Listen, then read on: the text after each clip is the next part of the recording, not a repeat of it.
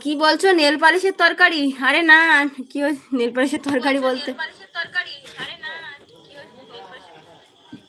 Nail পালিশের তরকারি বলতে, দাঁড়াও দাঁড়াও দাঁড়াও দাঁড়াও, কি ব্যাপারটা হচ্ছে কি, আমার মেয়ে ইউটিউবে দেখেছে নেল পালিশ হচ্ছে কি, আহ, মানে জমে গেলে, আওয়াজ করিস না, জমে গেলে গরম জলে দিতে হয়, তাহলে এগুলো আর কি জামাটা তারপরে ঠিক হয়ে যায়।